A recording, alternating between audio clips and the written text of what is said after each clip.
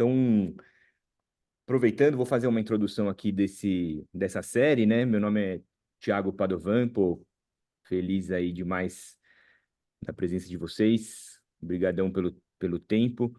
Eu, Davi e o Caio aqui, a gente está tocando essa iniciativa aqui chamada Movements desde 2018. Ela começou com algumas atividades, mais frequentemente desde 2020, assim, a gente vem desenvolvendo tanto projetos de consultoria como propondo programas de aprendizagem, educacionais, tudo que envolve inovação. Acho que eu, Davi e o Caio, a gente se encontra muito quando a gente fala de inovação, a gente consegue navegar bem nas ideias, assim, juntos. Então é sempre muito legal interagir com eles.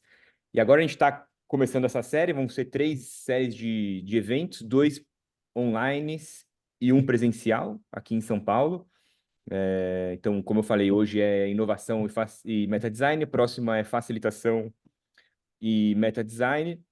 A ideia é a gente bater um papo, conversar sobre o assunto, é, tirar as dúvidas de vocês e interagir mais do que ficar falando aqui, né?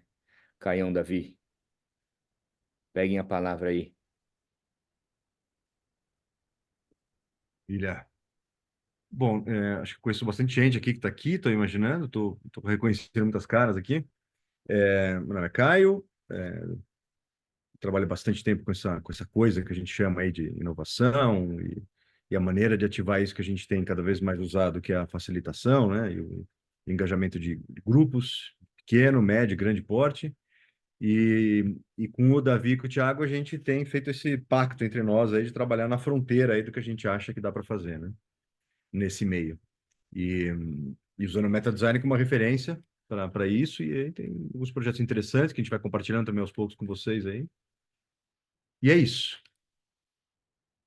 Davi? Bora, vou rapidamente. Eu sou Davi Moreno, e tenho trabalhado com o Caio e com o Thiago aí ao longo dos anos. Eu sou historiador de formação, mas depois a vida me empurrou para esse lugar de trabalhar com design, inovação, pesquisa, juntando um pouco essa origem das ciências sociais, assim, né, das ciências humanas.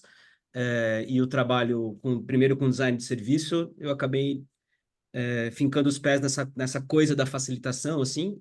Hoje o grosso da minha atuação com o Movements ou fora do Movements é com facilitação e tenho militado, sei lá qual que é a palavra, advogado a partir da construção dessa facilitação pelo meta-design, que na minha visão é uma potência e uma particularidade dentro dos métodos de abordagem de facilitação que eu já encontrei por aí, a gente tem disponível formação na internet, em livros e etc, né? E é um prazer estar aqui para a gente começar esse papo, também tem muita gente aí que é também desse rolê, então a ideia é a gente fazer uma costura. Valeu, gente. Boa. É. Pô, tem bastante coisa já aqui no chat, então quem entrou depois também, gente, pessoal, a gente tem um roteirinho aqui, mas tragam aí as questões de vocês sobre projetos, sobre gestão de projetos, sobre inovação, sobre meta design, design, né? Vamos tentar falar bastante sobre os assuntos também do que vocês trazem. E fiquem à vontade também em abrir o microfone e conversar. A gente está num grupo pequeno aqui, vamos manter numa conversa mesmo, não só ou como é que fala? Trilogo? Não sei. Triálogo. Diálogo. Trial. A gente tinha pensado em começar dando um contexto, assim, né, mesmo de meta design, falando um pouco da história do meta design, uma coisa que a gente vem conversando muito ultimamente aqui, entre nós, né? Quando surge o meta design, né? Os primeiros autores que falaram sobre isso, aonde começou isso, por que começou-se a discutir sobre esse assunto, né? Acho que podemos começar por aí, né, Caião? Eu sei Boa. que você interage bastante sobre isso também no livro que você participou ali com a turma. Dá um contexto pra gente, assim, da onde veio isso? Boa. O meta-design é uma abordagem que surgiu ali no comecinho da década de 60, foi proposta por um designer de mobiliário, o cara que trabalhava com móveis e equipamento, que é chamado Andries Van Onck. Vou colocar o nome dele aqui. Andries Van Onck. Ele ainda tá vivo ainda. holandês, e ele trabalhava com design de imobiliário, e ele era um dos professores ali de destaque na escola de Ulm, na Alemanha, né? Sem detalhar muito a história, assim, ele tinha uma questão na época do design, especialmente esse design europeu, que estava muito ligado a uma ideia de bom gosto, sabe? Design bonito, design que embeleza as coisas, design que deixa a coisa chique, né? Styling, essa coisa que o pessoal também chama de styling. E ele começou a ficar incomodadíssimo com aquilo. Já na escola de Ulm, o pessoal discutia muito aquilo que depois foi ser chamado de design sistêmico, né? Que você pensar que você nunca está projetando só uma cadeira, você está projetando a cadeira, o contexto, a forma de fabricação dela, a forma de montagem, desmontagem, a forma de consumo, vida útil. Quando você faz um traço, na época, né? Fazer um traço numa prancheta, você estava fazendo decisões de ciclo produtivo, né? De consumo e por aí vai. Descarte, reciclagem, por aí vai. E ele falou, tá, mas então a gente tá começando a pensar projeto de outro ângulo, né? Aí ele propôs essa ideia de que a gente poderia pensar sobre processos, não sobre objetos. O foco não era o produto, mas era o processo. Então, qual é o processo que cria uma cadeira? Qual é o processo que cria uma mesa? Qual é o processo que cria uma peça de vestuário, um automóvel? E aí ele começou a extrapolar por aí, ele começou a propor uma série de conceitos que a gente vamos ver se faz sentido explorar hoje ou no próximo encontro, que era o conceito, por exemplo, de meta-objeto. Então, em vez de projetar uma cadeira, eu criava uma meta-cadeira. O que que era uma meta-cadeira? A gente pode chamar de um ambiente de decisões, que você muda alguns parâmetros e o sisteminha, o que quer que fosse esse sisteminha, geraria qualquer cadeira possível e imaginável. Uma cadeira grande, pequena, uma giroflex, uma espreguiçadeira, uma cadeira daquela de Vime, qualquer coisa sairia dessa meta-cadeira. Porque o princípio da cadeira estaria codificado nesse troço. Pessoal, isso é década de 60, então ele não sabia muito bem como é que ele ia fazer isso. Ele imaginava que via computador seria possível isso, e de fato isso aconteceu, tá? Uma das definições de meta-design bem adotadas por aí, desde a década de 80, é que você não projeta um prédio, você não projeta uma cadeira, você não projeta uma peça de roupa, mas você cria um ambiente onde parâmetros são inseridos, e aí esse ambiente cria para você o prédio, a cadeira, a mesa, o que seja que você queira fazer. E essa era a ideia dele, né? Essa ideia, ele publicou um artigo ali, deu uma certa circulada, né? Foi logo traduzido para o português. Ele escreveu em italiano, numa revista italiana, ele chama Edilizia Moderna, lá em 63. Em 64 estava publicado aqui, 62, perdão, 63 estava publicado no Brasil, traduzido por um cara importante na FAO, que era o Lúcio Grinover, né? Que era um dos caras que ajudou a montar o programa de design da FAO, o FAO USP. E aquilo acabou influenciando muita gente. E aí um dos caras da escola de Ulm veio para o Brasil, que é o Gibbon Zip. E o currículo brasileiro de design tem um pé no meta-design, por influência do Gibbon Zip. Então, escola de Ulm, ou esse Van Onck, aí o Gibbon Zip veio para o Brasil, tem influência aqui. E basicamente é você não pensar o objeto isolado, essa BIC isolada. Você vai pensar todo o ciclo produtivo, ciclo de consumo, significado social da BIC, por aí vai.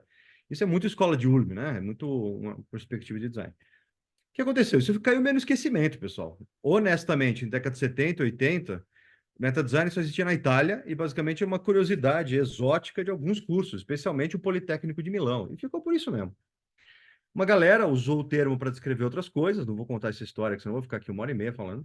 Mas tinha filósofo usando o termo meta design para descrever processo político, tinha biólogo usando meta design para discutir processo de formação de corpos e formação de ecossistema, e tudo tinha a ver com a seguinte ideia: era um pedaço de uma coisa ajudando a construir essa própria coisa. Então, é como se fosse a formiga projetando o formigueiro, ajudando a criar o formigueiro. Era um habitante de um ecossistema participando na reconfiguração desse ecossistema. É um cidadão de um sistema social qualquer participando na construção do sistema social.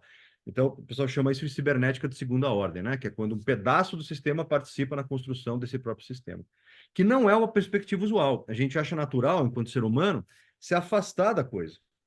Então, se eu vou projetar um sistema social, eu não faço parte do sistema social. Se eu vou projetar um formigueiro, eu não sou formiga. Eu estou fora do sistema. E aí a galera fala, essa galera toda em comum fala a seguinte coisa: não tem como, não tem como. Você está sempre preso, enredado dentro do sistema que você está mexendo. Então assume logo, para de sofrer, e aí começa a pensar de outro jeito. Foi aí que eu entro. Aí que a minha contribuição, a partir da minha pesquisa, no doutorado, que é de 20 anos atrás, mais ou menos, é justamente falar assim, tá, vamos estender essa ideia para outros contextos. Além de pensar design de objeto e de cidades e de equipamento, sei lá o quê, vamos pensar em sistemas sociais, sistemas políticos, formas produtivas, sistemas organizacionais, cultura organizacional e por aí vai, né? E aí que eu me coloco, né? Especialmente naquela transformação sociocultural que a gente estava vendo acontecer em meados da década de 2000, que era a banalização disso aqui, né? Da tecnologia digital. Eu estava falando ali com muita gente, estava vendo naquela época que isso ia acontecer. Isso não tinha acontecido ainda, né? Que é o computador ficar tão pequeno e tão potente que você leva ele no bolso para lá e para cá, a sua localização é lida o tempo inteiro, sistemas de vigilância 24 horas por dia, manipulação da mente coletiva, tudo que a gente está discutindo hoje em dia. Sabe a loucura instagramável, pessoal? O Instagram é uma grande viagem egomaníaca, mas também é uma viagem de ácido lisérgico e também é uma viagem de autodestruição, né? Então, muita gente estava discutindo isso na época, eu era uma dessas pessoas, e falei, olha, uma possível saída dessa viagem alucinógena terrível aí é pelo meta-design. Porque a gente começa a convidar as pessoas a participarem em discussões coletivas mais complexas e sofisticadas, amparadas por um ferramental mental, um ferramental de cabeça, né, de cognição, de troca de informação, que permite a gente ter um alcance em nossas ações muito maior.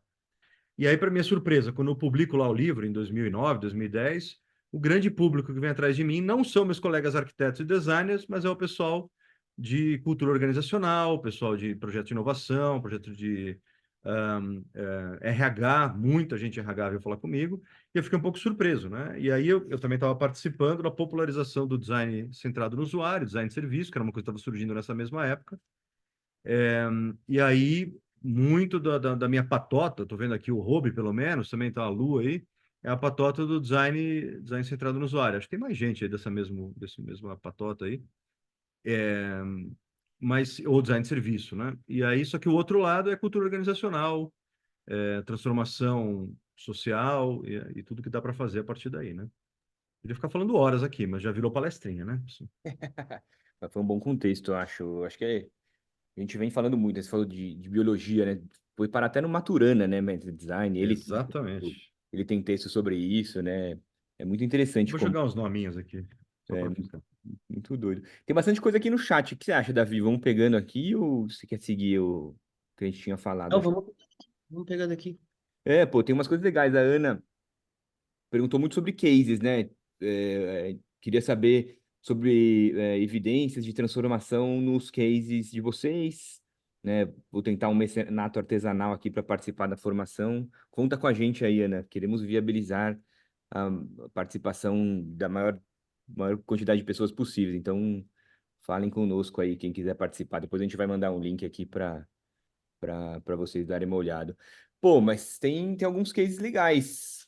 Que dá para falar do quê? O que vocês acham que a gente pode falar? Tem o case da secretaria, tem o case das cartas. Acho que tem algumas coisas interessantes. Interessante. É. Tem um case que é bem meta-design, a gente até falou dele hoje, né? A gente estava gravando um podcast, fiquem ligados, logo mais vai sair o podcast, hein? Que estava contando o case da NGD, né, Davi? Lá no podcast a gente não citou especificamente a NGD, mas a NGD é a Estratégia Nacional de Governo Digital, né? Que a gente participou do processo colaborativo em escala nacional para construir os direcionadores estratégicos enfim, a configuração que teria esse documento, né? E eu sugeri falar a ele, acho que a gente pode falar um pouco sobre isso, porque dá para perceber muito o meta-design lá pela meta-facilitação e a grande questão do ovo, que é uma coisa que a gente está fissurado, falar do ovo. Ovo da meta-design. Então dá para falar do... E aí, vai, Davi, fala do ovo. Aí a gente... A gente fez uma livre apropriação daquela imagem do Price, quando ele fala da Vou história. jogar aqui a imagem, vai falando aí. Boa, boa. Ele faz uma super síntese da história das cidades, assim, com uma analogia ao ovo. Então ele fala que a cidade antiga, né, era como um ovo cozido, você tinha um centro definido, uma periferia definida dentro de uma fronteira, de um muro, né? Depois a cidade vai evoluindo, ela se torna um ovo frito, porque você tem um centro definido, mas a periferia se espalha, né? Como a clara do ovo frito. E aí a cidade moderna é isso aí, o ovo mexido é a mistura, não tem um centro definido, uma série de coisas. É uma imagem clássica do Price, né? E a gente começou a pensar que isso vale para essa relação de facilitação e metafacilitação. E aí eu acho que é uma particularidade da gente encarar a abordagem da facilitação pelo meta-design, né? E aí a gente consegue perceber um pouco essa mesma analogia, assim. A gente pode entender o processo colaborativo, o processo de envolvimento das pessoas num determinado contexto de criação, como um ovo cozido, onde eu tenho, por exemplo, a proposição de um workshop muito pontual, né? que é essa gema. Ele está bem definido, está claro os objetivos, as entregas, os resultados. E eu tenho uma fronteira, um contexto sociotécnico, sociopolítico também muito definido, né? A fronteira está dada, tem uma casca que limita. Isso faz parte do workshop, aquilo faz parte da articulação, né? Mas isso é no plano ideal, né? Ou isso é naquelas ações também que são muito focadas, é uma abordagem que dificilmente a gente entende a complexidade da vida acontecendo o tempo inteiro, a gente sabe que os processos não são assim que acontecem, nas empresas não é assim, a gente não tem um limite estabelecido, passa para lá, não avança, tem uma fronteira, né? Às vezes, essa meta-facilitação, que é essa clara do ovo, ela vai se espalhar um pouco mais, é necessário ter um contexto é, político, de articulação mais envolvente, escutando uma série de partes, para eu conseguir acomodar um processo colaborativo ou um processo de criação, seja um processo de inovação no interior dessa clara, essa gema bem concentrada, né? Mas a gente sabe que a inovação também no dia a dia da empresa, os trabalhos, por exemplo, em laboratórios de inovação, em projetos maiores, a gente também não tem muito essa separação de fronteira, mas a coisa está um pouco misturada. A facilitação e a meta-facilitação elas estão o tempo inteiro imbricadas, né? Uma se relacionando com a outra, não tem uma separação muito clara. Eu estou, ao mesmo tempo que eu desenho uma ação, eu já estou propondo, eu também estou diagnosticando, eu também estou facilitando, eu também estou articulando, né? Então a gente faz uma visão assim que a facilitação via meta design, a gente olha pelo menos nessas três camadas assim, entendendo que, como o Caio explicou, né, no engenharia histórica, que no meta design eu crio esse ambiente vai gerar coisa. Quando a gente pensa em inovação no ambiente organizacional, via facilitação, a facilitação como uma ferramenta, como uma potência de se trabalhar a inovação, a criação, é nesse sentido também. Por isso a facilitação é muito cara para nós, porque você vai ter que criar um contexto sociotécnico, um contexto social, um contexto político, para que algo ali emerja, para que algo ali aconteça. E essa parte, muitas vezes protegida, também vai projetar, ajudar a projetar esse todo de alguma forma, né? Acho que era Eu isso. acho que o legal aí. Não, total, total. E aí o interessante da NGD que foi o seguinte, né? Que todo projeto grande, assim, de longa duração, pra vocês terem uma ideia do que foi a NGD, né? Governo digital, basicamente, são todos os serviços que o governo pode prestar via alguma plataforma digital, desde coisa via celular até totem, atendimento digital presencial, que o cara vai até um lugar, tipo poupa-tempo, sabe? Ou Redigov, a identidade única nacional que está surgindo agora, tudo isso é governo digital. E aí, o grande desafio lá do MGI, que é o Ministério da Gestão e da Inovação, sugiro que vocês fiquem de olho nessa ministra, porque essa mulher é foda, que é a Esther Dweck, tá fazendo coisa pra cacete aí. Acabou de ser uma notícia de repropositação do patrimônio fundiário do governo federal. Em vez de vender para fazer dinheirinho rápido, ela está propondo transformar em equipamento público. Mulher é foda, essa mulher é foda. E aí ela puxou essa discussão e falou assim: olha, isso tem que ser participativo. Para entender como é que a gente faz implementação de governo digital, tem que envolver o público e envolver o servidor público em nível local, nível municipal, estadual. E aí pediram para a gente desenhar como é que seria isso, como é que a gente engaja essa galera toda para participar e desenhar isso junto com a gente.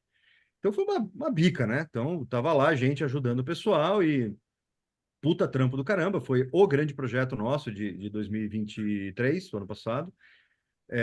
Aquele monte de projeto que a gente faz, mas esse foi de mais envergadura, assim, que eram 5 reuniões regionais, uma em cada região do país, envolvendo esse público que a gente falou para vocês. Cada região tinha 150 pessoas, né, participando. Então, imagina facilitar 150 pessoas. Só que, além disso, a equipe de facilitação era a gente, mais a patota do Ministério, mais a patota do BID, mais convidados e parceiros.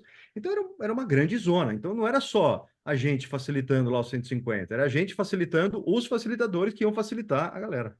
Por isso que é meta-facilitação, a gente tem que facilitar o facilitador. E aí, onde entra a história do ovo, né? Todo cliente vem falar com a gente e imagina o ovo cozido. A gente vai lá fazer a facilitação fechadinha, que é a gema, né? É o momento colaborativo. Assim que terminar o momento colaborativo, a gente volta para o feijão com arroz, em que a gente impõe as coisas e fala de cima para baixo. Agora eu dei ordem, você vai cumprir. Naquela lógica organizacional que a gente conhece, né? Manda quem pode, obedece quem tem juízo. E qual que é o nosso convite o tempo inteiro? Inclusive, a gente usa o processo da meta-facilitação para contaminar a galera sobre isso. Fala assim, olha, que tal se esse clima colaborativo continuar depois? Ou até já começar antes? Então, a gente provocava o pessoal ali 3 meses antes da primeira oficina, 3 meses antes, a gente já estava provocando o pessoal no ministério para já trabalhar dessa maneira no dia a dia deles, e não só durante as oficinas. E a gente diz que uma organização que é mais madura, mais bem resolvida com questões colaborativas, é aquela que está mais no ovo mexido, em que você não consegue distinguir o momento colaborativo e o momento normal. Não tem distinção, é o tempo inteiro colaboração. E o que a gente fala é que é muito mais fácil trabalhar assim, é muito mais rápido, muito mais simples. Não tem passar por cima do outro, não tem eu falei, faz, não tem isso. Tem o momento de o que que você acha, e aí, como é que a gente pensa junto isso? Vamos fazer rapidinho ali um bate-papo, quem que vai facilitar? Vai ser o chefe mesmo ou vai ser alguém que nem chefe é, que vai assumir espontaneamente a liderança ali, né? Então, no caso do NGD, deu certo. E o pessoal que está nesse ministério é uma galera maravilhosa, assim. Eu estou apaixonado pela molecada lá, um pessoal super jovem, que nem vocês, assim. Pessoal super cabeça aberta, super disponível. E a gente viu, né, Davi? O movimento, se começou com o ovo cozido, pelo menos virou patê de ovo. Porque a gente pegou aquele ovo e trucidou, misturou maionese e virou uma meleca ali que deu certo, né? Ficou bem legal o negócio. Boa. Então, e pegando uns projetos mais recentes, né, também, a gente desenvolveu dois projetos recentemente, um com a Ambima e outro com o IBGC, né? A Ambima é a Associação, né, do Mercado de Capitais, é uma agência autorreguladora do mercado de capitais, e o IBGC é o Instituto Brasileiro de Governança Corporativa. Os dois tinham uns objetivos bem parecidos, assim, né? Eles queriam se aproximar do público-alvo deles, de uma forma colaborativa, engajante e tudo mais, né? Obviamente, não é um projeto, como a gente fala, full meta design, né? A gente não consegue fazer 100% do que a gente gostaria, mas aos poucos a gente vai declarando coisas para o cliente também, para ir soltando a capacidade deles também de adquirir essa tecnologia que a gente está fazendo e aos poucos ir incorporando no dia a dia da empresa, né? Então, a gente facilitou diversas reuniões lá na Ambima, no ano passado, mais recentemente agora no IBGC, a gente vê que o pessoal já começa a ficar mais confiante em facilitar um processo, em entrevistar uma pessoa. Então, a gente sempre brinca sério que a gente fala, a gente quer ser uma consultoria biodegradável, assim. A gente quer que vocês não precisem mais da gente daqui X tempo. Então, a gente vai ficar aqui, intervir, né, nos processos, facilitar os processos, né, da melhor forma que a gente pode. E a gente espera que daqui a pouco vocês não precisem mais da gente, que vocês mudem a forma de trabalhar, de interagir, de colaborar, de facilitar as próprias reuniões, né? E possam seguir esse caminho aí. Então a gente procura sempre fomentar essa autonomia dos clientes, assim, né? Talvez contar um pouco dos cases ou já segue um pouquinho? Vamos ver se tem mais coisa. Especificamente. Eu acho Boa, que vai lá, vai lá. acho que dá para falar dos cases foi isso. A gente ajudou a Ambima a criar um ambiente de conversas com o mercado, chama Rede Ambima Sustentabilidade, né? Hoje tem centenas de pessoas interagindo nesse ecossistema. Então a gente trabalhou com eles junto desde a concepção, né? Como seriam esses ambientes de interação, né? E aí que entra bem o meta design, assim, né? Que é uma coisa que a gente batia muito com eles assim, não adianta a gente pensar antes no que vai acontecer. A gente precisa criar um ambiente, colocar as pessoas ali dentro e acompanhar o que vai acontecer. E ali no meio dessa interação, a gente vai identificando, vai tirando o que a turma está mais interessada, as conversas que vão emergir, que são mais potentes, que são mais fortes, né? E a gente vai lidando com isso ao longo do processo, né? Não é fácil, assim, é difícil, às vezes, não é nem convencer o cliente, né? Mas ele é uma coisa difícil de muitas vezes eles alcançarem, porque é uma forma diferente de lidar com os processos, assim, né? Mas é isso, a gente não conseguiu fazer tudo que a gente gostaria, mas bastante coisa a gente conseguiu colocar de meta design aí um pouquinho nessas interações, né? Tem uma coisa, acho que básica, assim, né, desses trabalhos, básica no sentido de quase basilar mesmo. A gente procura sempre inverter a lógica da consultoria, assim, em vez de fazer uma reunião, levar trabalho para casa, trabalhar, depois fazer a apresentação de entrega em entrega, a gente faz o trabalho sempre ao vivo, né? E aí isso passa um pouco por aquilo que o Caio falou, da gente usar ferramentas de pensamento, né? Como a gente faz essa transferência de tecnologia e compartilha essas ferramentas de pensamento do meta design junto com os clientes para a gente ir construindo junto o tempo inteiro. Então, cada interação é esse ovo mexido, assim, ele é um mini workshop, até o momento que o cara vai perceber que, putz, eu não preciso mais deles, né? Porque eu já aprendia um pouco e como ir fazendo. E aí esse impacto também ele vai para a organização de uma maneira sutil também, né? Não é que a gente leva para casa, faz um diagnóstico, volta, apresenta um novo produto, um novo serviço ou uma nova ideia, né? Mas como envolver, como projetar uma coisa que se transforma ao longo do tempo. E aí é toda a iteração, é um workshop, é uma produção, né? Boa. O que mais temos aqui? Ana, se ficou alguma coisa a mais que quiser falar também, só abrir aí e Sai fique falando também, tá, pessoal? falando aí, né? A Ju falou aqui: estou me conectando com experimentos de novos modelos de comunidades. Interessado em explorar o meta-design e inovação para relações e cocriação de comunidades. Isso a gente vem também falando muito, assim, né? Com algumas organizações, né? Como é que se faz uma gestão orgânica de uma comunidade, né? Como é que se faz a gestão de conhecimento dessa comunidade, né? É uma bela discussão, né? Querem Pô, entrar nessa? Quem quer? Se quiser, vamos abrir aí. Quem quer? quem quer? Quem Quiser quer? complementar alguém, quiser falar? Manda bala, Será que, Ana. será que só a Juliana tá trabalhando com comunidades? Quem levantou? A Ana fez assim, mas não quer falar. O Rog, fala aí, Rog. Oba, boa tarde, muito prazer a todos aí. Sou Rog, eu sou de uma plataforma chamada App Justo, uma plataforma de delivery com um modelo mais justo, como o nome já diz, né? E toda a nossa estratégia foi pautada em princípios de comunidade e efeito rede, né? Então, para quem não sabe, a gente é um marketplace delivery, estamos operando em São Paulo, não temos o dinheiro dos unicórnios, né? E fomos muito inspirados pelos princípios cooperativistas, inclusive gostaríamos de ter sido cooperativo. Então, o que que a gente fez para gerar esse efeito rede? Ou o que que a gente sempre vem tentando, alguns pontos de sucesso, vários outros a gente não alcançou o objetivo esperado, mas acho que aqui é o grupo exatamente para troca, né? Do que é bom e do que é ruim, né? Então, a gente usou tecnologia e operação para resolver um problema. Qual o problema? O problema de exploração de pequenos negócios e profissionais autônomos do segmento de delivery, certo? Então, começa com uma coisa do efeito rede da comunidade, que é o propósito, né? Pô, eu vou utilizar isso porque é melhor para mim.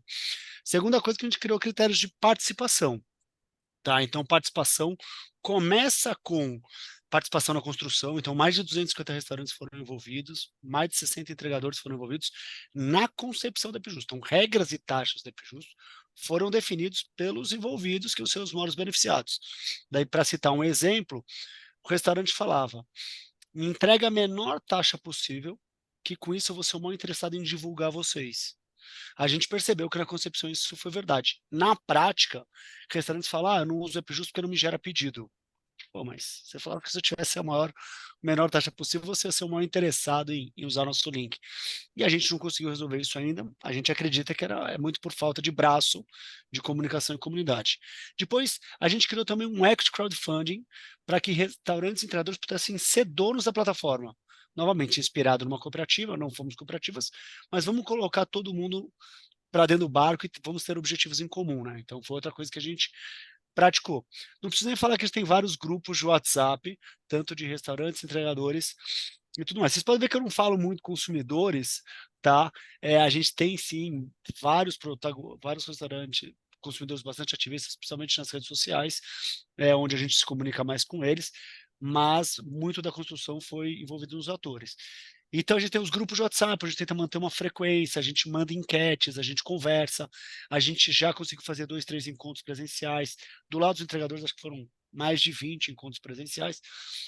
Já tentamos criar flyers personalizados, então a gente faz muito esse trabalho de ouvir, testar, pegar feedback para ver se a gente consegue o efeito rede. Algumas coisas a gente ficou feliz, outras a gente ainda não cresceu da forma esperada e não tem esse engajamento. Ou melhor, para não falar que não tem, a gente tem de 2, 3% dos entregadores, quase 10% dos restaurantes, que a gente classifica como engajados, né? Então é isso, só para tentar trazer um pouco do que a gente tentou fazer aqui nesse tema. Boa. Muito legal. Valeu, Rog. Legal. O App Justo junto com o Pedro. O Pedro era. Pedro Sola é meu sócio, Ah, isso. pô, conheci É, muito o Pedro. Gente boa de. Salão. E o Ju, quer falar alguma coisa sobre isso também? Fica à vontade aí. O que eu quero trazer aqui é até da perspectiva de experimentos de novos modelos de vida, de comunidades que estão se propondo a um experimento de como, em termos até de perspectiva financeira, de relação humana, de geração de recursos, de conexão com a ter um impacto, não ter um impacto socioambiental prejudicial ao ambiente. Então, são experimentos do sistema social, que o Caio trouxe aqui nos diferentes contextos, seria de novos sistemas sociais, inclusive. Tem uma coisa que está acontecendo, Ju, que é interessante, até na minha vida profissional eu tô fechando um ciclo aí que tem mais de 25 anos, que é quando eu comecei a trabalhar com essa história toda, era para isso que você acabou de descrever. Era para poder entender como que a gente consegue reestruturar comunidades, relações comunitárias, para poder viabilizar outras formas de vida, né? E foi ficando bastante claro para mim que não era uma questão de tecnologia estritamente digital, digamos assim, esse não era o problema, na verdade era fácil lidar com isso. Também não era falta de conhecimento socioambiental, né, de como resolver problemas ambientais, a relação da humanidade com a natureza, tem mil soluções para isso. Também não era um problema nem mesmo de técnicas de financiamento, que quando aparecia a massa crítica social, o financiamento aparecia também. Mas o nó era justamente a formação da comunidade. E aí o que eu ando percebendo hoje em dia é que a gente está chegando num ponto que eu diria que, assim, forçando um pouco a barra nos conceitos, mas acho que é interessante forçar a barra de vez em quando, que talvez você transcende alguma coisa, né? Tá surgindo uma meta-massa crítica para esse assunto. A gente fala de massa crítica quando começa a juntar, de repente a coisa está tão articulada que é inevitável acontecer. Por que é uma meta-massa crítica?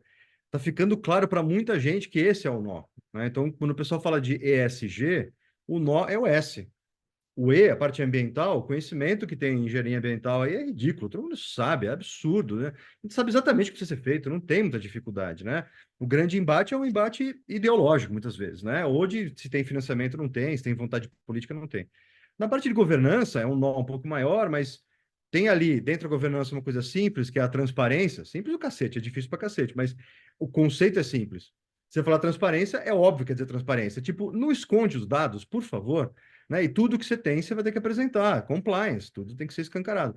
Que assim que a empresa, a organização faz o pacto com a governança e, portanto, com a transparência, aí é um caminho sem volta, ela vai ter que escancarar, né? Vai ter que mostrar os dados, vai ter que se expor, etc. As empresas estão aprendendo a esconder mesmo assim, né? Mas, enfim, isso é aquelas evoluções que vão no soluço, né? Dá um salto, empaca, dá um salto, empaca, dá um salto, empaca. Mas quando você vai na questão social, você vê que os movimentos sociais dentro do mundo corporativo são muito tímidos, né? Então, todos os movimentos de diversidade, por exemplo, tem um grande esforço, mas na prática muito pouca coisa aconteceu. Tem 1000 inclusões, mas a inclusão não é completa, é uma inclusão um pouco para mostrar que fez e menos impacto real, né? Por aí vai. E, de novo, é a formação de comunidade. Então, tem algumas técnicas que a gente desenvolveu no MetaDesign para formar a comunidade mesmo. Então, como se forma a comunidade? Tem umas técnicas de facilitação para que a comunidade apareça. E não tem, incrível que pareça, não tem nada a ver com lead de uma chamada online, não tem a ver com aplicativo digital, não tem a ver com acompanhamento e banco de dados, não tem a ver. Isso até pode ser útil e pode ser um apoio legal. Tem a ver com saber colocar as pessoas em interação e de maneira viva, ativa e regular, com uma certa frequência. Aí as coisas começam a acontecer. É como você está assim, você está ali batendo o mingau. Quem já fez mingau sabe. Você bota lá o que é que seja a sua fonte de carboidrato na panela, com água, com leite, com outra coisa, você bate, bate, nada acontece. De repente começa a esquentar, esquentar, vira aquele munguzá, vira aquela meleca, pronto, está pronto o mingau. Tá começando, é um pouco isso. Então, se você segue ali as técnicas, uma delas é o mapa vivo de ecossistema, é meio inevitável. As pessoas terminam os encontros de mapa vivo e falam assim, pronto, me localizei, me entendi. Não é nem que as pessoas encontraram o grupo e falaram assim, estou amando de paixão vocês, que tem esse lado meio cor-de-rosa, unicórnio, assim, né? Unicórnio não no sentido de investimento, unicórnio no sentido de ser mítico, né? É, tudo bem, é bom, abraçar árvore, maravilhoso. Mas o principal que acontece é você saber se posicionar até frente às pessoas com quem você não concorda. E não é nem para convencer o outro. Você começa a entender um jeito de trabalhar junto com quem você não vai convencer a mudar de ideia. Porque acho que aí que está o pulo do gato da formação de comunidade. É que nem família. Você não ama o seu irmão porque o seu irmão pensa igual a você. Você ama o seu irmão porque, ponto, você ama o seu irmão. É a mesma coisa numa comunidade. A relação de afeto não é porque assim, achei um par que concorda comigo. Não. Você achou um par que não concorda com você, mas de algum jeito a coisa está andando. E você consegue empurrar aquela bola ladeira abaixo, a bola rola ladeira abaixo. E a coisa vai, né? Então, quando eu vejo aí o Rog contando aí do esforço de formar uma comunidade e até dos enganos, né, Rog? O cara disse, eu quero A, eu quero A. Aí 2 dias depois fala, eu odeio A, eu não gosto de A. Você fala, puta que pariu, o que aconteceu? Então tem a ver com essa percepção que o próprio ecossistema faz dele próprio. E quanto mais a gente consegue incrementar essa autopercepção, ou para usar o termo que a gente gosta aqui, essa meta-percepção, a comunidade se forma de maneira bem mais íntegra, né? E voltando a falar, pessoal, a chave é, as pessoas não precisam concordar umas com as outras. Essa grande questão, Ju, né, que é as comunidades intencionais. São todos verdadeiros pôneis cor-de-rosa, ursinhos carinhosos indo juntos para a floresta salvar o mundo. 2 anos depois, eles se odeiam, todo mundo é filha da puta, não suporta mais aquele cara. O que aconteceu? O que houve? Você pegou pessoas que, entre aspas, concordam, não facilitou nada, botou ali e ainda botou uma tampa na panela de pressão. A tampa é, daqui você não sai, amigo. Daqui você não sai. É óbvio que o cara vai odiar todo mundo. Aí tem alguns estudos de caso que a gente pode compartilhar depois, que é assustador. Você vê o pônei falando com você, aí você junta 2 pôneis daquela comunidade, eles viram o Tasmania, pessoal. Na tua frente, um pônei fofo vira o Tasmania querendo matar o outro. Você fala, cara, o que está acontecendo? São 2 pôneis, como é que eles se odeiam? Eles não se odeiam, eles odeiam o contexto que eles estão e eles tangibilizam o contexto no outro. Então, como é que você desmonta isso? Tem a ver com você demonstrar o contexto, fazer muita meta-discussão, muita demonstração de ambiente onde você está, e aí a comunidade tem chance de se refazer. E outra, tem que ter fácil entrada, fácil saída, para não virar uma panela de pressão. Agora, como é que você faz uma fácil entrada? Aí vira xepa, né? Entra qualquer. Aqui entra qualquer um agora? Talvez não, mas você também não vai botar uma cerca, né? E fala, só entra o iluminado, só entra o perfeito, só entra. E na saída, você vai sair, vai ter que deixar um rim aqui com a gente para sair.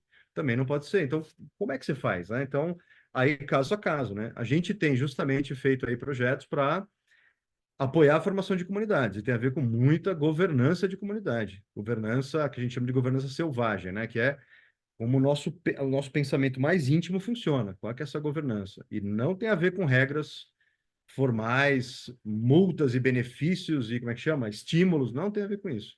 Tem a ver com você promover sistemas de colaboração constantemente. O Caio, e muito pegando do tema do dia, né? A gente se propôs a falar também de inovação. Muito do trabalho de inovação no contexto corporativo passa por construir uma comunidade, né? Que possa acolher, sustentar, ser base para isso, né? Boa. Via de regra, metodologicamente, o trabalho inicial de inovação é um trabalho de comunidade, né? De Perfeito. criar essas condições. E te vê que às vezes a dificuldade da manutenção do trabalho de inovação para os projetos que a gente passa em algumas empresas é como a gente vai constituindo essa continuidade comunitária, né? Como essa Perfeito. comunidade vai continuando ou não. Essa primeira comunidade, que ainda está dentro do corpo empresarial, até como ela pode se expandir para a comunidade expandida dos clientes, dos parceiros, né? Do ecossistema no geral, né? E Sim. via de regra, quando tem aquela clássica fratura tático-estratégica, quando a gente tem um corpo diretivo, uma liderança que não desce para o play, né, não põe a mão na coisa, fica mais difícil o trabalho de inovação, porque você não estruturou uma comunidade nesse sentido, né? Perfeito. Nossa, você puxou um ponto aí, né? Que é a treta, né?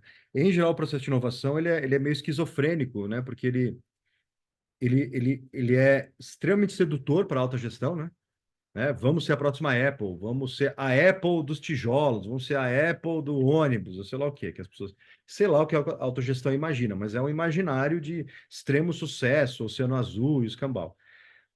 E é isso aqui, o que fica claro rapidamente, que se não existe um contexto de continuidade, não importa quão genial seja a sua ideia, ela não vai se desenvolver, não vai acontecer. E, e aí a gente fala muito, né, que deixa eu pensar só descrever uma imagem para vocês. Sabe aquele boneco de borracharia ou de posto de gasolina, que é um ventilador que tem um troço de tecido em cima que fica dançando, assim, sabe? E o vento subindo e aquele negócio dançando, né?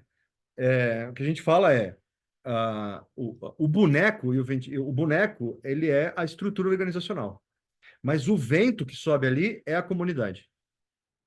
Então, o cara que faz alta gestão, ele imagina que a grande contribuição dele é fazer o desenho perfeito do boneco, o boneco ficar bonito, né? Só que ele esquece que dependendo de como é que entra o vento ali, um braço fica caindo, outro braço fica levantado pra caramba. Depende de como é que o vento tá. Depende de como a comunidade tá. Então, o que dá vida para organizar. E quando para o vento, o que acontece com o boneco? O boneco desmilingue todo, cai lá, né? E o que a gente até cunhou um termo, que é a continuidade comunitária, que é isso, né? O que dá continuidade para uma organização é a comunidade, é a fofoca, é o bate-papo, é as relações de afeto e confiança que surgem ali nos níveis táticos, operacionais daquela organização. E é quantas vezes a alta gestão, descolada disso, vai lá e marreta e fala, não pode, está errado, tem que ser de acordo com a lei, com a norma, sei lá o quê, e a comunidade não consegue se fazer. E por que é um grande drama na inovação? É porque a inovação, ela é, de saída, incompatível com a estrutura organizacional.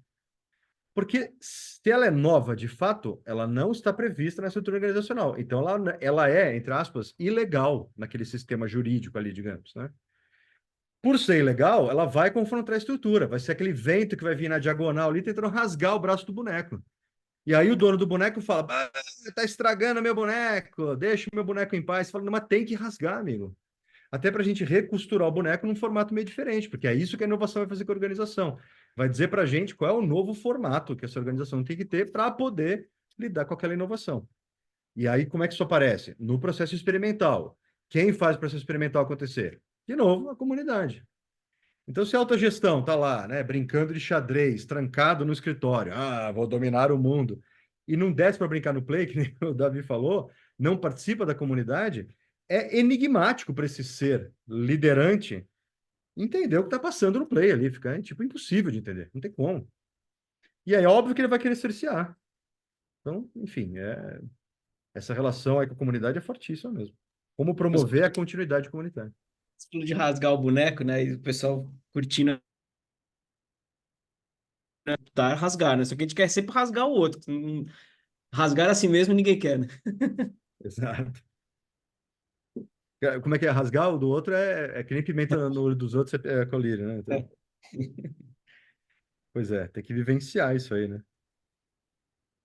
E mais temos aqui o Simon comentou que está iniciando mestrado em design estratégico e aí se interessou pelo meta design. Simon, o que você viu de que você viu? O que você acha que é design estratégico e meta design? O que você entendeu até agora dessas duas coisas assim?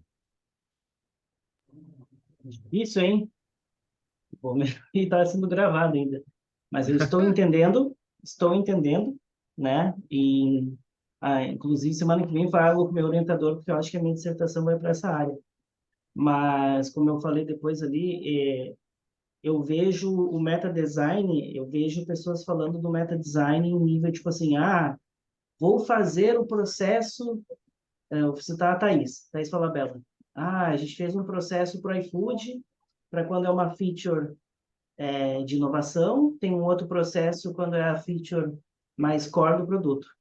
Eu já vejo o meta design e a estratégia lá no operacional, lá no dia a dia, em lidar com a complexidade do produto, de essa tela fala com essa tela e esse cliente tem um processo que fala com esse outro cliente, mas a minha tarefa eu tenho que aprovar com não sei quem, manda para não sei aonde. Então, eu vejo o meta design, né, e a estratégia nisso, em fazer o projeto desse meu processo pessoal de como eu vou gerir essas transformações do sistema que eu estou trabalhando. E vou citar o Loki, lá da série do Loki, não só no presente, mas no passado e no futuro. Porque o que eu estou fazendo agora, às vezes eu tenho que modificar o que eu fiz lá no passado, na sprint anterior, para poder funcionar o que estou fazendo agora, mas já tem que prever o futuro. Então, é uma espiral. Então, estou indo mais ou menos para essa área aí, tentando entender como encaixar tudo isso. Legal que você puxou essa coisa, tanto do tático como do estratégico, né? Tem um convite que o Meta Design faz, que é pensar em níveis de abstração, né? Desde o estratégico, mais estratosférico, assim, de pensar o mundo, até onde é que entra o parafuso. E aí a sacada não é que você vai saber tudo. Ninguém sabe tudo. Não tem como caber na nossa cabeça o tudo, né? Tudo é muita coisa, né? Mas qual é o foco que você vai dar? Eu vou dar um foco no estratégico. Mas peraí, estratégico não é focado, ele é amplo, mas é um foco no nível do estratégico. Não vou pensar no detalhe agora, beleza. Só que aí você percebe, opa, estamos entrando na operação, temos que descer o detalhe. A gente tem que ter gente pensando em detalhe. Vamos descer, desce, pega o elevador lá, vai descendo o estratégico até chegar no tático. E lá no tático você vai trabalhando. E o que está no meio do caminho também. Você não precisa escolher, né? Isso é uma coisa que fala assim, as pessoas esquecem que, em geral, especialização tem dois significados para a especialização. Um tema específico, né? Trabalho, o cara é médico, né? Trabalho com, é, sei lá, neurologia de castores, sei lá, o cara é biólogo, né? É o tema dele. Mas tem uma outra especialização que é o cara, e aí acho que essa especialização é ruim, as duas são ruins, tá? Mas essa é pior. Eu só trabalho com o castor, neurologia dele, no nível do ecossistema. Eu não quero saber a, a, a físico-química do cérebro do castor. Isso não me interessa. Ou o contrário, só me interessa a físico-química do cérebro do castor. Onde ele mora, com o que ele vive, o que está acontecendo lá. Isso não me interessa, eu não quero saber disso. Ou seja, o cara não consegue mudar de posição, mudar de ponto de vista. E isso é uma coisa que, quando a gente vai ficando mais velho, vai ficando pior ainda. A gente vicia num certo ponto de vista. Tanto se especializa num tema, como se especializa num modo de ver as coisas. Né? Ou seja, tem não só o tema, mas o modo como você vê aquele tema. E se você puder mexer alguma coisa mais rápido, fica no teu tema, mas começa movendo no modo como você vê ele. Eu vou mudar a perspectiva, eu vou olhar para a mesma coisa, mas de outro ângulo. De outro ponto de vista, mais de perto, mais de longe, mas mesmo que eu continue vendo a mesma coisa. Já começa por aí que tá bom demais. Boa. O que mais? Simon, se quiser complementar, fica à vontade aí. A Ana comentando, a Beatriz, eu também. Não, só Vai, um vai. pedacinho, né? Porque quando eu citei a Thaís, né? Tem um nível estratégico, eu vejo que tem um nível estratégico, né? No operacional, que eu tenho que, né? Não só a nível de empresa, né?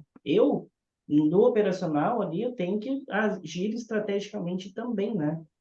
Perfeito. Para ver essa conexão dos artefatos, né? Que geralmente é negligenciado, assim. Não, geralmente eu não sei. Já vi ser negligenciado, mas que tá, fiz um artefato, mas agora eu vou mudar ele, qual a influência dele no resto, né? Então, é, é a visão de terceira pessoa do operacional, né? Então, tem o estratégico da empresa e o estratégico da operação, né? Então, é mais ou menos por aí que eu estou tentando entender, ver se faz algum sentido, né? Gostei. Visão terceira pessoa. Do game, né? Que você está falando. Isso, daí eu até fiz um diagrama, eu fiz um diagrama, eu cheguei em Aí. 9 níveis possíveis de, Rapaz, vamos dar um pin nesse de negócio, hein, rapaz? nove, Não mostra nove, de novo aí, pô. 9 níveis possíveis que pode ver e inspirado no Van Onk, né? Porque o Van Onk tem lá o esquema da semântica, da pragmática, Aí. metapragmática, e aquele diagrama me intrigou. Tá, mas qual que é a influência da metapragmática na linguística? E eu Uhum. fiquei com isso na cabeça. Daí eu comecei a desenhar as relações possíveis entre as coisas e cheguei aos 9 níveis. E a Ione, que é a minha professora, vai me matar, né? Porque ela fez 4. Então, mas eu não Ione vou. Bentes? Isso. Ah, olha só. E daí. Mas é isso, tô entre aspas, pirando nisso, né? Curtindo bastante, porque eu vejo essas ligações aí. Tentando encontrar um sentido, né? Muito legal. Quem é que tá te orientando lá na Unicinos? É A o Ione? Fabrício. Pois é, que Fabrício. eu só descobri o metaprojeto depois que eu entrei, né? Senão Ah, deveria ser Ione, né? Se eu descobrisse desde o começo. Mas ah, tudo bem. Eu tô pegando umas dicas com ela. ótimo, muito bom. Manda um beijo para ela. Boa. A Natata comentou aqui sobre, né, nível, Davi falou, né, níveis de abstração, né, Davi. Quer falar um pouquinho disso? Acho que é legal também. Isso acho que ela perguntou, né, do termo, mas o que eu ia comentar é que essas duas coisas que apareceram agora são exemplos de bem objetivos de ferramentas de que a gente mobiliza no meta-design, né? Tanto compartilhar esse vocabulário aqui, a gente falou sobre navegar nos níveis de abstração, quanto por meio de diagramas, construir diagramas, a gente também conseguir acessar uma complexidade, propor um modelo, ver o que está contido, né? Módulos, modelos funcionais. Então, são a partir de métodos, técnicas como essa, né? Por isso que o compartilhar dessas técnicas, por exemplo, entre pares, entre cliente consultor, por exemplo, são ferramentas de construção que ele pode usar, assim. Então, uma das coisas que a gente faz muito no meta design é criar os próprios métodos, né? Um método que cria métodos, né? Meta design. E de maneira mais específica, né? Ad hoc, dependendo do projeto. E aí trabalhar flutuando em níveis de abstração, com construção de diagramas, declarando procedimentos, declarando caminhos a serem seguidos, isso já é um caminho para desenvolver qualquer método dentro da sua empresa, né? Se eu desenvolver o meu laboratório de inovação, o que quer que seja, né? Então, só ressaltar isso, a gente está operando aqui meio conteúdo pela forma, né? Pessoal, só para quem tiver interesse aí, depois, quem quiser entrar lá no site, entra aqui. Tem aqui na seção artigos, tem um monte de artigo. Tem esse artigozinho aqui, justamente lá com o pessoal lá da Unicinos. E lá tem uma imagem interessante esse artigo aqui, né? Ele está em inglês, mas enfim, tem uma imagem interessante dos níveis de abstração, né? Eu sempre brinco aqui, né? Do átomo ao planeta em suaves 10 passos, né? Nada de suave nisso aqui, né, pessoal? Dá até vertigem pensar um negócio desse, mas tem uma certa lógica no que acontece nos átomos. Esse é um nível de abstração. Tem uma certa lógica no que acontece nas moléculas, outro nível. Nas organelas, nas células. Isso na biologia, né, pessoal? Podia fazer isso para cidades, podia fazer isso para a indústria, podia fazer isso para uma organização, uma empresa, para a política nacional. Sistema federativo do Brasil, né, do município até a federação, são níveis de abstração. A sacada é você lembrar que você pode subir e descer. Não é porque você é sei lá, um geógrafo, um meteorologista, que você não pode pensar em átomos. Pode. Mas você não vai pensar o tempo inteiro em átomos. E não é porque você é um físico de partículas que você não pode pensar no planeta. Você vai pensar o tempo inteiro no planeta. Quando você vai pensar? De que jeito você vai pensar? Então, aí que está a sacada. Você pegar o elevadorzinho, subir e descer aí. Boa. Só para não estender tanto, a gente já está chegando aqui ao horário, a gente podemos continuar aqui bater papo sem problema nenhum. Eu vou deixar aqui no chat alguns links, vou fazer o papel do, do vendedor agora, né? Quem quiser entrar no nosso grupo aí de conversas, a gente tem aí o nosso grupo de WhatsApp, fiquem super à vontade, vamos continuar as conversas por lá também. Esse segundo link, vocês podem se inscrever para os próximos Free Movements, né? A gente tem o próximo sobre facilitação e meta design, e tem um presencial, que é em São Paulo, que a gente vai falar muito dessa questão de abstração e diagrama, né? Que a gente quer fazer um negócio bem mão na massa mesmo. Vai ser como uma aula aberta mesmo, uma aula aberta no dia, eu não tenho de cabeça agora, mas está nesse link aí.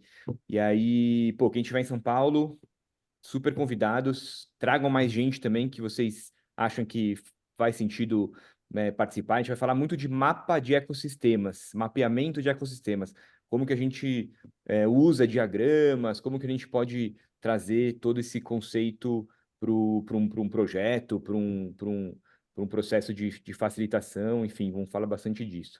E o último link é um descritivo do nosso curso que a gente está propondo, uma imersão mesmo em meta design, né? Isso é uma coisa que a gente sente muito que as pessoas acabam pedindo para a gente, assim, né? Mais profundidade no tema.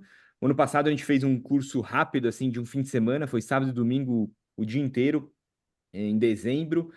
Foi muito bacana, assim, mas faltou tempo, assim, né? Faltou maturar alguns conceitos, faltou a gente trazer projetos mesmo, talvez trabalhar em cima de projetos da turma. Então a gente pensou nesse novo modelo, que agora são 3 semanas seguidas, né? Começa no dia 8 de abril, vai até o dia 27 de abril. São 2 encontros por semana, nas segundas e nas quintas, e 2 sábados também, meio que uma imersão zona sábado para a gente falar bastante de projeto, trabalhar muito junto em projetos, trazer uma mão na massa bem legal. Então, a proposta está aí, como eu falei para a Ana, quem se interessar, fala com a gente quer viabilizar a participação de maior quantidade de pessoas possível, assim, então meu e-mail está aí, fala comigo, com o Caio, com o Davi, e a gente está aí para... Retorno, né, Tiagão? Porque as últimas 3 edições desse formato maior foram online, né? Foi online, A gente fez 3 edições online, né? O Rosinha aí participou, a Ju participou também, então É o retorno desse presencial aí, que, a gente que era sentiu o mais falta do presencial, né? né? Só porque hoje é dia 29 de fevereiro. Tinha que criar uma mística de hoje, É, né? Tem alguma coisa diferente aqui, né? Boa. Mas é isso aí, turma. Então para aproveitar essa mística, eu Fala queria aí. fazer uma provocação divertida. Pessoal, quem já conhece o que eu vou fazer agora, improviso total, o Thiago e o Davi não estou sabendo. Quem já conhece a atividade que eu vou propor para vocês fazerem é rapidinha, tá? Não conta para os colegas, mas faz, se entrega para ela, tá? Então eu vou pedir para vocês pensarem numa coisa e vocês vão anotar o mais rápido possível sem questionar, tá? Então, anota. O que vier na cabeça tá valendo, tá? Estão prontos aí? Pode ser no computador também, tá? Não sei se conseguirem anotar. Anota 3 animais. Os 3 animais que vier na cabeça. Os 3 bichos que vier na tua cabeça, anota os 3. Na ordem que vier.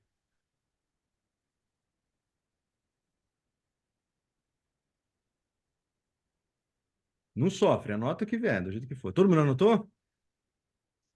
Foi? Agora foi o seguinte, pensa numa característica positiva de cada animal desse. Uma coisa que você acha legal desse animal. Se quiser escrever do lado, escreve.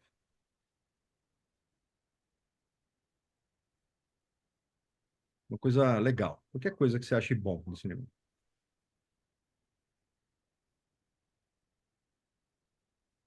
Assim que você anotar isso aí, pensa numa coisa negativa desse animal. Qualquer coisa, tá valendo. Que você acha que é negativo. Pode ser, não precisa ser que ele seja peçonhento, tá? Pode ser qualquer coisa. Ele fede, sei lá, qualquer coisa.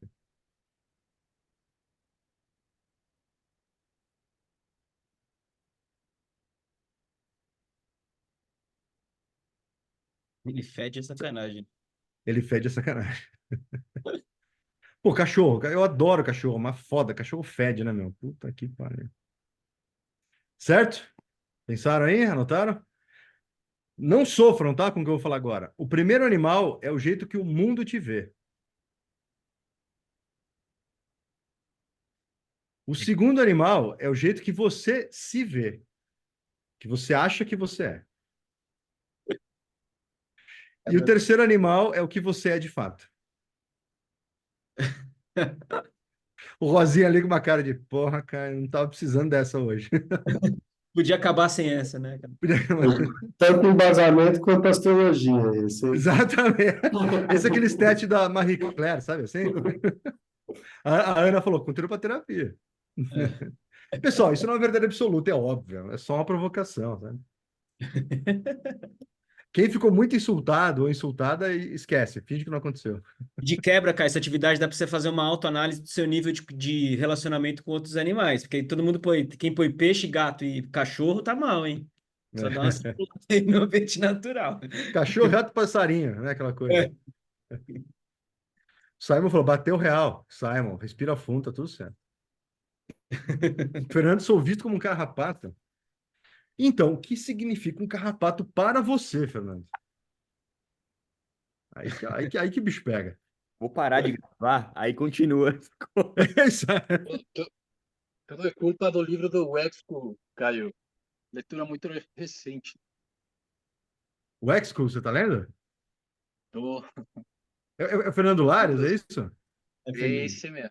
Vou ligar Ah, pra também. ver se eu consigo começar a Fernando fazer. que já está inscrito, né, Fernando, se eu não me engano. Ó, Fernando, Já. escondido aí. Já está inscrito na próxima. Oh! Isso aí, pessoal. Estaremos juntos.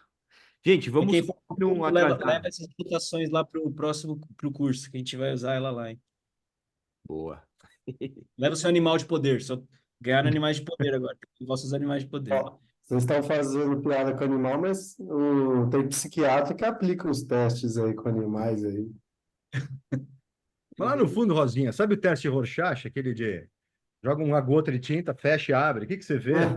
É um espelho, né? É o que você fala de você mesmo, né? Exato. É. Gente, Pessoal, vamos encerrar oficialmente esse papo, que foi muito bacana.